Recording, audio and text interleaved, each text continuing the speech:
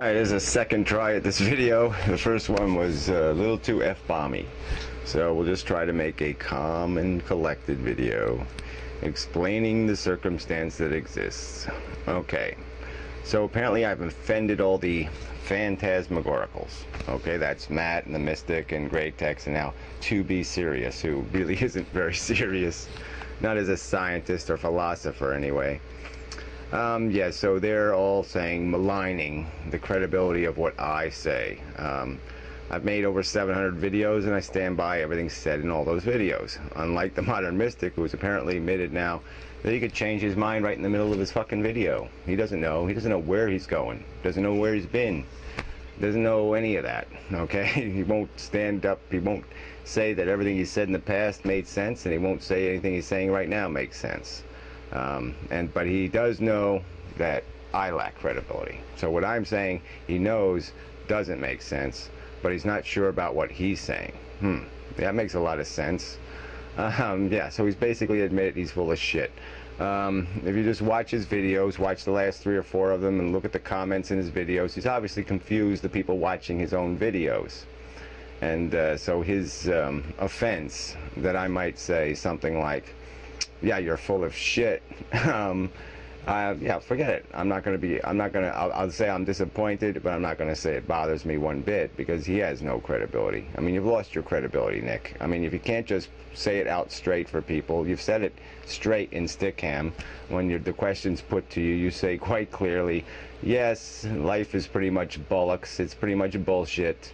You know, let's live it out, but you know, it ain't going anywhere, and you fucking know it. And so why imply anything else? Why imply any magic, any escape? Okay, this is it. This is what life is. We're the product of crude fucking forces. We're bacteria with brains. It's no more fucking complicated than that. And so you might as well just tell people, just say it fucking straight. And as for Great Tex, yeah, whatever, fuck you. I mean, you're this whole attitude that you know, you're gonna win over all these people by, you know, disguising science in some kind of fluffy little pretty package. You know, you're gonna serve it up to them in cotton candy or snake oil, as I would put it, and that's all it is. You know, I mean, if you have to compromise with religion, then you've already compromised your beliefs. You've already compromised the fucking truth. There's no compromising with dogma.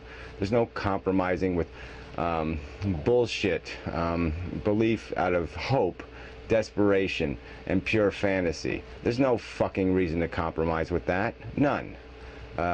So yeah, I'm going to be a little bit hostile, and I'm going to be a little aggressive, and you don't like it, too bad, okay? You play the game your way, I'll play the game my way. Alright, on To Be Serious. Yeah, I mean, her and Matt are like this now, apparently, because they're both talking the same bullshit, alright? And she posted a link to this stupid Nova, I guess it was, whatever. I'll post a link over here. I mean, I won't go through all of it. I mean, it's just so irritating to even have to go through it. I mean, you have to watch 45 minutes of propaganda. I mean, it has, you know, 3 minutes of real facts in it, and the rest of it's just glorified mumbo-jumbo bullshit. A bunch of emotional symbolism. You know, somehow we're passing down the memory of our lives into the future.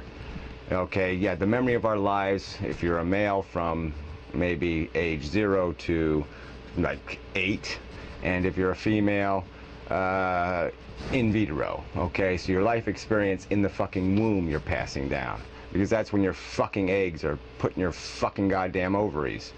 Alright, and the fact that males do produce sperm throughout their life, obviously, I don't think it's a paradigm shift in understanding, as they state, to figure out that somehow chemistry might have something to do with fucking up DNA. That it's quite possible that you could screw up some fucking sperm cells by throwing some chemicals, stress chemicals especially, into a human body, or pesticides. Yeah, the fact that we might inherit pesticide damage, that's a paradigm shift in understanding? I don't think so.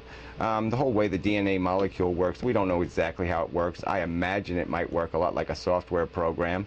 And even how the original modems worked, you know, they fact-checked. So there's always been speculation that there's redundancy in DNA to protect against mistakes. and that you certainly can have fucking mistakes that go parallel on both tracks of that fail-safe system, because it's not a reliable fail-safe. And the fact that it might be modularly programmed, so that there might be one piece of DNA that codes and directs a procedure that takes place on another piece of the DNA, and it essentially builds modules to do this redundant stuff over and over again. So it might use the same module to affect the creation of a whole variety of different cells by just changing some of the input information that goes into that little bit of programming. But anyway, there's all kinds of rational ways to explain what's going on with our genetics, and all of these examples in the stupid show, all they show is just how stupid evolution is, just how stupid the crude forces that design us are. That something as stupid as, you know, stress or phantom, you go through a starvation in your childhood, and you end up, you know, sentencing your child to a shorter life. Well, that's not exactly brilliant coding, is it? And it sounds pretty much like it's just the fact that we inherit damage. That seems like the pretty good explanation for the whole fucking thing. You know, then to this whole, anyway, there's all kinds of, you know, just propaganda language in that documentary. It's just disgusting. It's just horrible, bad science in terms of the smiley faces painted all over this stuff, and we're not given any hard facts in any of it. Okay, we're just shown little charts. We're not shown what the fuck they mean. We're just told how great the hard charts are. Oh, they're so dramatic, but we're not. Don't bother explaining them to us. You know, and then they have other samples where they're doing a statistical survey based on 200 participants. Wow, they're going to follow them into the next 20 years. Not exactly, you know, a real credible way to do science. But anyway, enough on that shit subject. As for all the other nonsense about how there's such a thing as altruism in genetics or in DNA or in evolution, what a pile of shit. Okay, I mean, love is not, we are born with passions and desires and drives that have a purpose, and the fact that animals would find it convenient to group together, okay, to mass in groups, and to have social relationships in those groups, systems that would be beneficial to the genetic code of the species, and not necessarily any one particular individual, is no big surprise. Okay, we all seen ant colonies and termite colonies, herds of wildebeest, elephant seals, and we see it in human beings. And there's nothing altruistic going on in what we see the human beings do. They have their possessions, they have the things they own, like maybe a few women, they have their race, their tribe, and we see what they do in defending that. Okay, they slaughter each other. They've done it all throughout human history. They've bashed and destroyed the competition, so their consumption and their genetic heritage can move into the future. And that's how the fucking game works. And for you to sit there and say that nature is mostly something else, it's just bullshit. It's just nonsense. You know, point to me, I've asked Matt to do this, point me to any symbiotic relationship in nature that wasn't originated, didn't develop out of selfishness. They all develop that way. That's the way nature is built.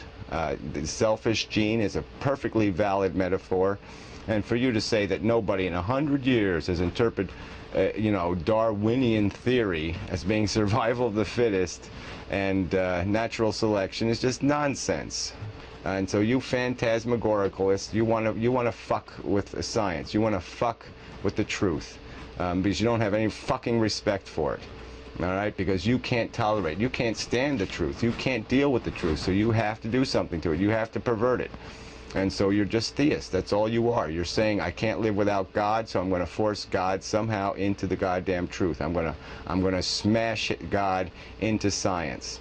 And that's all you're doing here, because it's nothing less than God to sit there and say that there's something, that chemistry itself or photons themselves are built to do something, that they have some mission. It's just nonsense. I mean, the fact that matter condensates into complex forms, and that those complex forms can exist on layers of a biosphere, and that they feed on each other, is self-evident fucking fact. Look anywhere in nature, and you'll see relationships of exploitation, and that's all it is. Animals exploiting an environment that's available to them to exploit.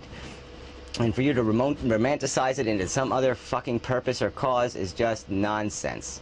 And to call me a bad scientist because I don't agree with this sissy science of yours is insulting and stupid. And of course, you know, fuck you. I mean, I don't know what else to say. I mean, I F-bombed you to pieces in the last video, but I'll throw one in there. I mean, you even said in one of your comments you don't care that I might react to your video. Well, I don't fucking care if you ever react to any of my videos ever again, because I think you're an ignorant asshole. You shouldn't be writing philosophy or science. You have no credibility. It's just nonsense. You're a propagandist. That's all you fucking are. You're useless to the discipline of science. You're useless to logic, and you're useless to the truth. So fuck you.